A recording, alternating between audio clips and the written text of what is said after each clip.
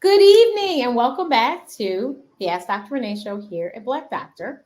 Today we are talking about something very timely because of something that happened this week. So, in case you didn't hear, Dexter King, the youngest son of Dr. Martin Luther King Jr., died. I believe it was Monday.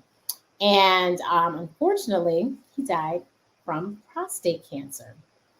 He was only 62 years young.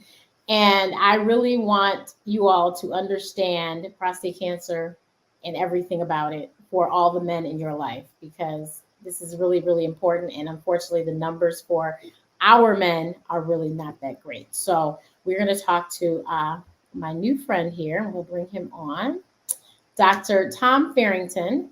Thank you for joining us. Now Hello, that I've muted you, thank you for joining us. hello, Dr. Renee, and it's great to be with you today. Thank I, you so I much. want to make sure that you and all of your viewers know that I am not a doctor, I'm not a medical doctor, Oh, I'm sorry. and I am a prostate cancer survivor of going on 24 years, and so it's good to be with you. Thank you so much. So please, first of all, tell us about your diagnosis 23 years ago. How did you come to find out and then we'll go from there. Sure. I was diagnosed in the year 2000 with a simple blood test. I had a blood test with my primary care doctor, which indicated that my PSA was kind of high, and he thought it was best that we take another step to have to talk to urologists and to do more testing to see whether I actually had prostate cancer or whether my high PSA was from some other cause. As it turned out, I did have prostate cancer. I was diagnosed in March of 2000. I had lost my father to prostate cancer on Christmas Eve of 1999. And in earlier years, I had lost both my grandfathers to the disease. So, prostate cancer is something that I've seen much of my life. So it's not from a positive sense, but as a disease that's taken out the men that I love most in my life. So you said something really key there. You have a family history. So Absolutely. unfortunately, as you know, in our community, we often don't know our family medical history, which is so important and something that I have tried to drive home so many times on Black Doctor. When you have these family gatherings, besides, telling jokes and catching up, you all need to have somebody writing down the history of the family, especially when it comes to medical, because certain things and certain diseases, like prostate cancer, it's really important. And I'm sure you know. Can you explain why it is so important that we know when our relative or what relative had prostate cancer? Absolutely. As it relates to prostate cancer specifically, family history is one of the risk factors. All Black men are deemed to be at high risk for prostate cancer. If you have a family member, like I did, father and both grandfathers, then you're even a high risk. I would say that based upon my family history and being a Black man, certainly my probability for facing prostate cancer was well over 50%. And but like you said, Dr. Renee, this is not something that we talked about when we got together and had fun, laughed, ate fried chicken, and all those other good things. We did not talk about prostate cancer. We did not talk about this disease at all. So therefore, when I was diagnosed, I really did not know a thing about prostate cancer.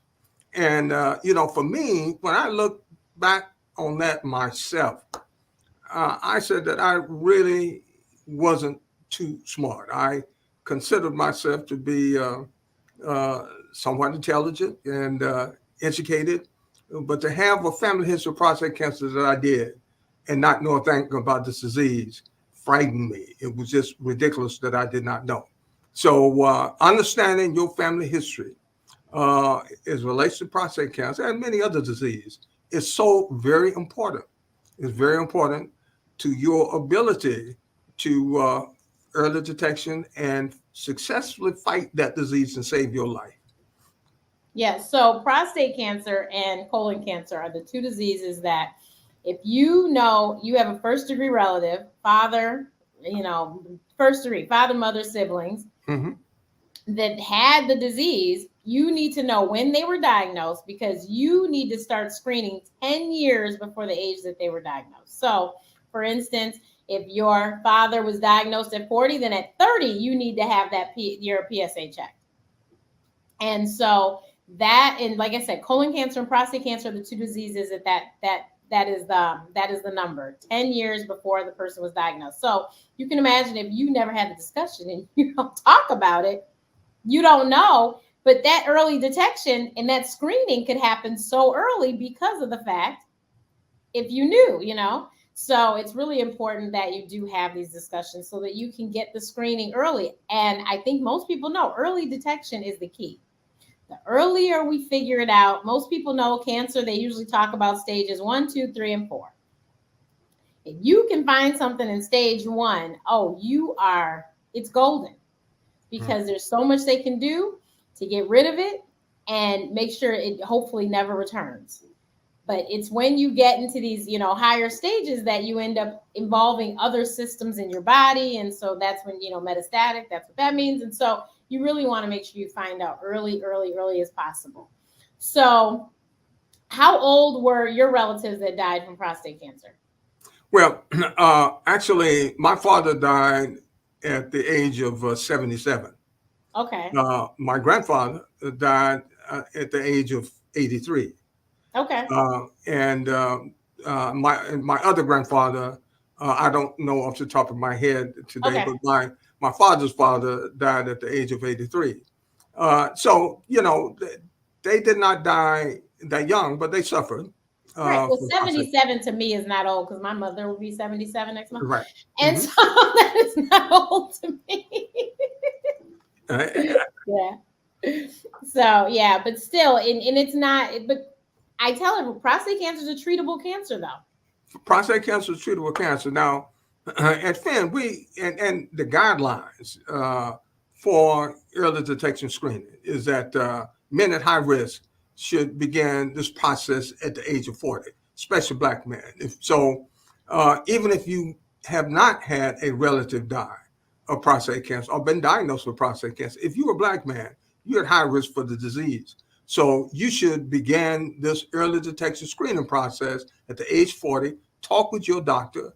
And a lot of men have said, hey, I don't want to have the physical exam, the digital rectal exam. This is something I don't want to have. Well, the guidelines today, the protocol is that you have the simple blood test even before you have that digital rectal exam. And the blood test will provide an indication whether you are at high risk. And if you have that blood test, and if you are at high risk, then the next step could be a digital rectal exam. You can get a MRI, and all of those things are important for early detection.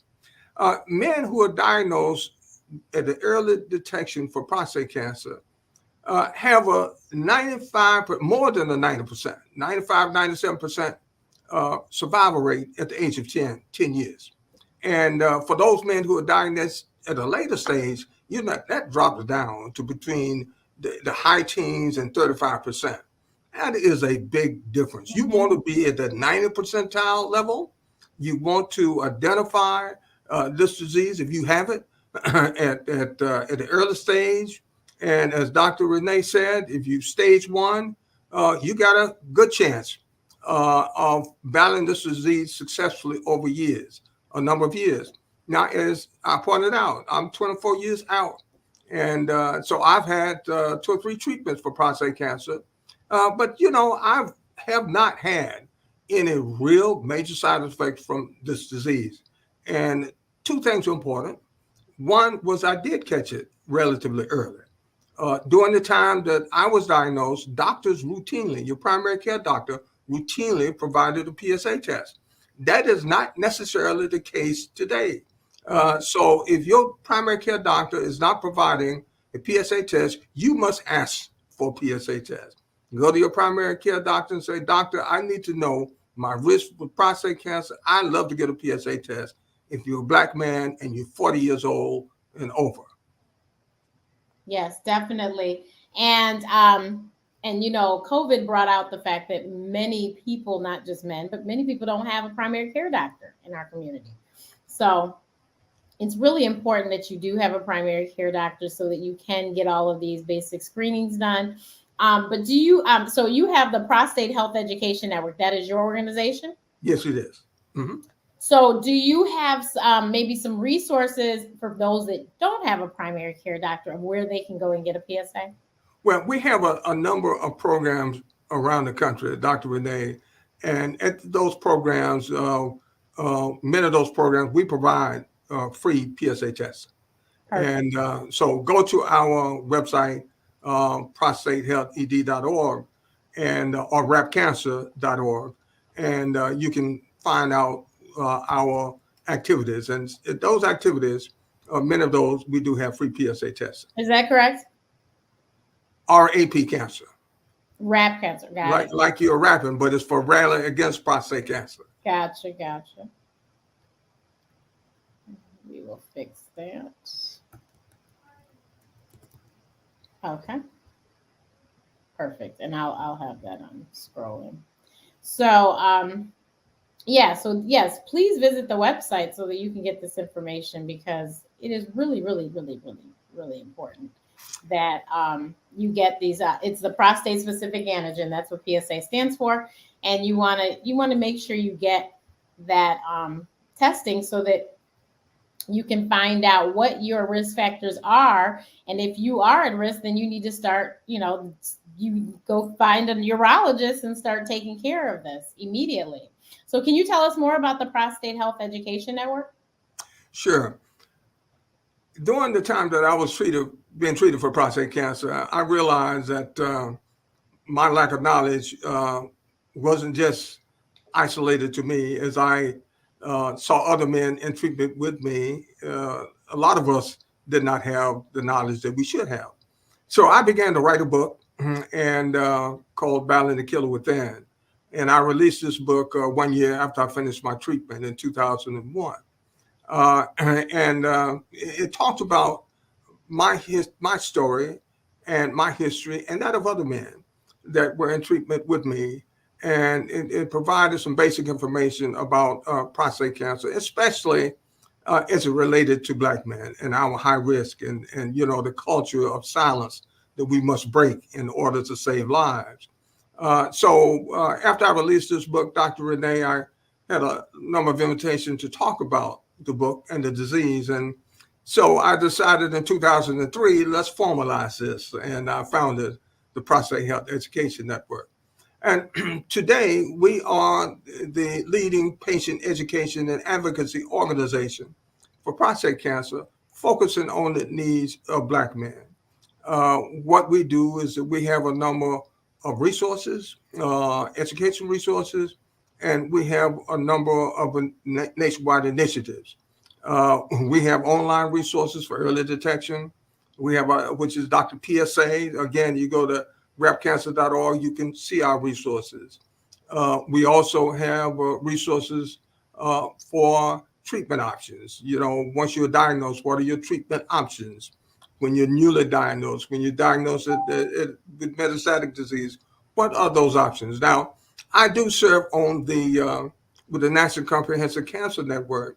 I am on the panel with some of the leading doctors in the nation for both early detection and for treatments. And so what I've done with PHEN is to try to take this information and put it in a format that patients and the public can understand, and provide it online and provide it in other pamphlet forms and get it out to the public. So, and we do a lot with clinical trials, because this is another area where we have not participated at a level for disease that we're impacted with at such a high level. So we try to increase Black men participation in clinical trials so we can understand how these new treatments work for us, and what we're Or do finding, they work for us? or do they work for us? And we're finding out, interestingly, that a number of these treatments actually work better for us, and then so we need to get this information out. And sometimes there was one treatment that was, and we didn't really understand that treatment worked better for Black men until 7 years after it was released and approved by the FDA. So having people, and because there were not enough Black men in those clinical trials to get that data. So those are the things that we provide, these education resources.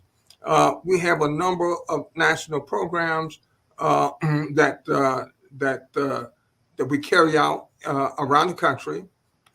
We have our what we call our disparity rally, and our first rally this year, Dr. Renee, is in Jackson, Mississippi, and we've held that in over 20 cities across the country since 2021, and we reached more than 19 million people. And to educate them about the risk for prostate cancer, to mobilize the local community and leaders in the fight against prostate cancer. And so once we have a rally, then what we're able to do is work with those leaders in an ongoing way to bring free PSA testing and other resources to those communities. Now, what happens is that, well, with the rally, we do that with on the radio and using social media. So we actually record videos of the local leaders in every city that we go. We buy radio time. We play those the audio, and then we buy social media time. Mm-hmm. And so we use social media and radio to really raise the level of awareness and understanding. And this has worked well for us. We have church programs that we've undertaken for many years. This year we will host our 20th annual African American Prostate Cancer Disparity Summit. We bring together doctors, patients, policymakers, industry to look at areas that we need to strengthen and to address to try to reduce the disparity. So those are some of the programs that we have. Prostate cancer, a lot of people don't realize this, but prostate cancer has the largest racial disparity for any type of major cancer. Black men are diagnosed at a rate 7% higher than white men and all other men, and we die at a rate 120% higher. Those numbers. Wait. Run that back. Say that one more time. We are diagnosed at a rate over 7% higher than white men and all other men, and we die at a rate 120% higher. That's 2.2 times the rate for white men and all other men. This is a crisis. This is really a crisis among Black men, but among the families, because we're impacting the wives, the family, anytime you have this level of illness and death within the Black community. So it is a crisis that we are fighting, and our mission is to address this crisis to try to eliminate it. It's a big job. This is the reason we have the disparity rally. So as we go into Jackson and these other cities, we bring leaders together, and many of these leaders may not be aware of the crisis within their community. Mm-hmm. But once they do become aware, then they are really ready to join with us in this fight. But one of the things that we're finding is that prostate cancer is so prevalent that many of these leaders are survivors. As we go into the churches, many of the pastors are survivors, or they have officiated over funeral services, homegoing services for men who have died from this disease. And so it's not something that they don't see. So we're bringing resources and opportunity to address this and to fight it as a team. That is great. That is wonderful. Please make sure that I'm gonna. Do you have a? I saw the press release for the event, but do you have a flyer or something? I want to make sure that we share that with our audience. Uh, Um, we again, if you go to to the the we website. just yeah, go to the website. There's information, and Perfect. and the program in Jackson will be hybrid. Well, the radio and social media will take place in Jackson and surrounding areas, but we end each rally with a town hall meeting. Okay. So we're having a town hall meeting on February the 28th at the Civil Rights Museum in Jackson, where we're bringing the leaders together in the public. And this is where we'll talk about this whole issue and how we come together to fight it in Jackson and surrounding areas. And so that town hall meeting will be online. We will have it at the museum, but Okay. will also be available online. It's a hybrid program. And that information will also be available at Rep Cancer. So, Dr. Renee, we're going to welcome you to join us for that meeting. Okay. So yeah, that is really wonderful because the numbers are just like I started the show and saying the numbers are really not good for Black men, unfortunately, and you heard it right here.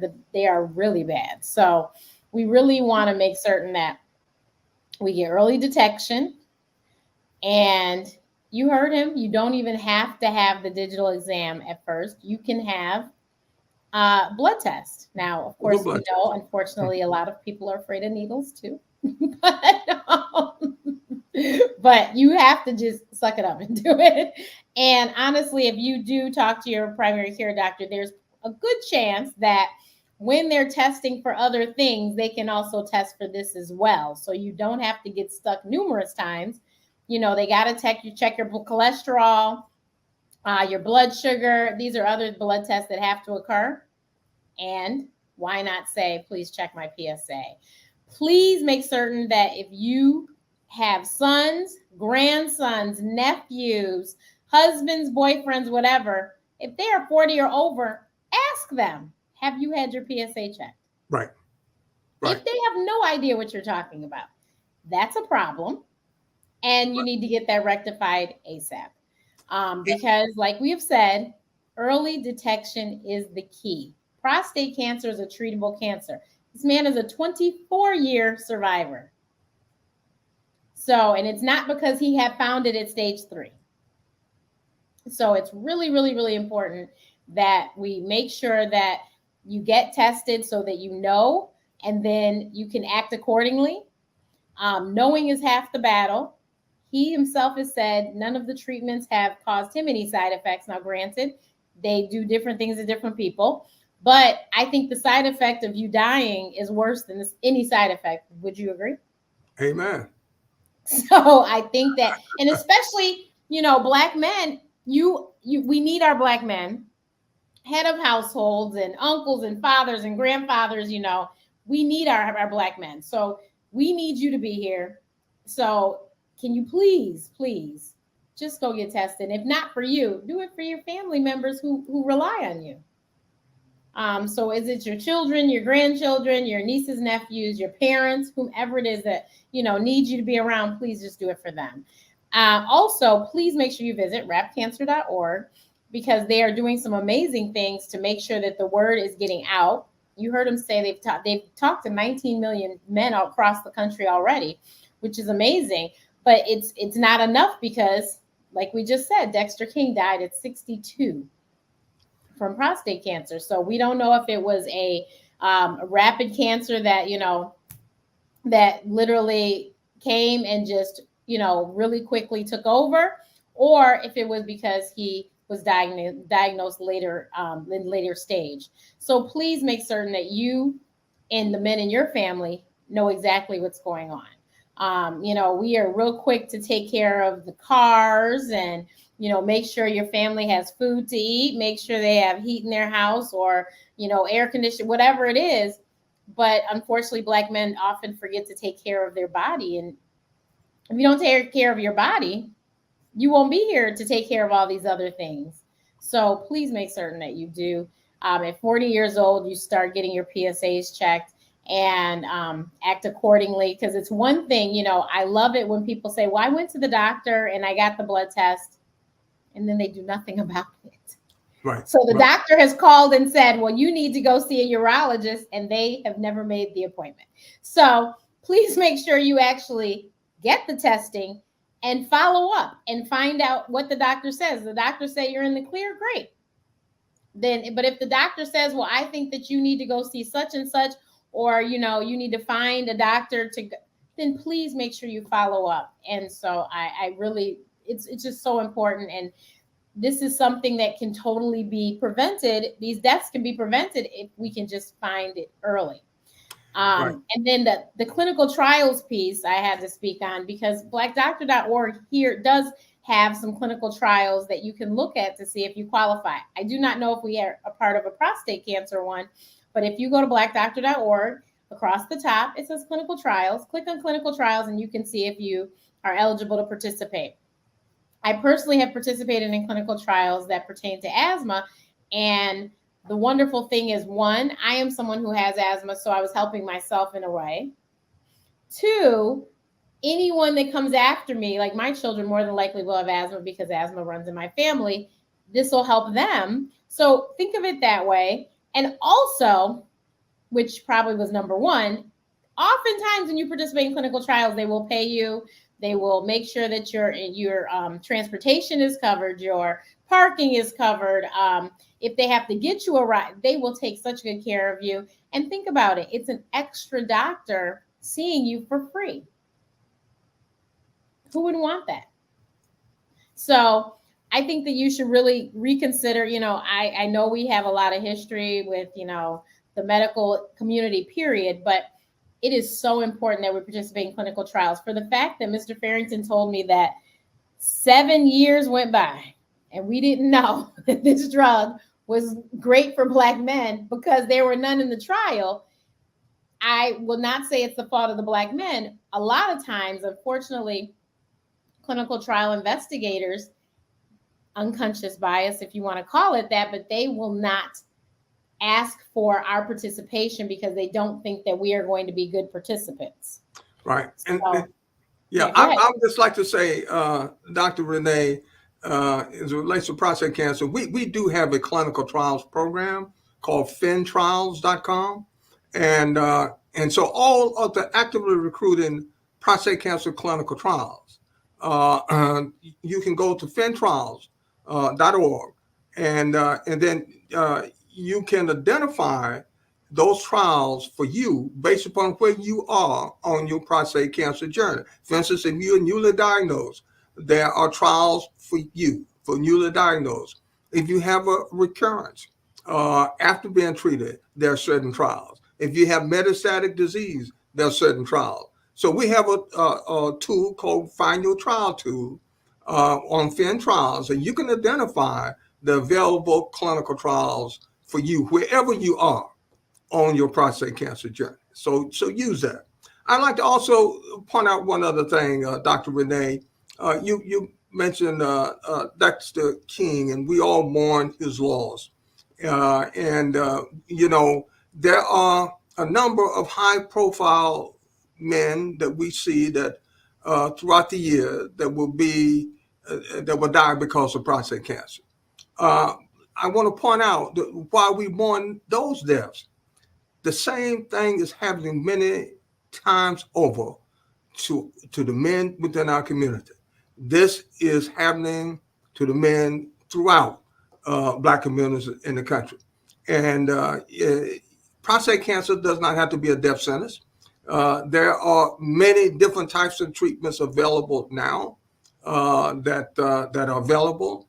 So again, there are resources. We have resources that you can go to on our site and trials for treatments and for early detection. And we invite you, do not be part of the men that die too young and unnecessarily from prostate cancer. You can beat this disease. And PHEN is there to help you beat the disease.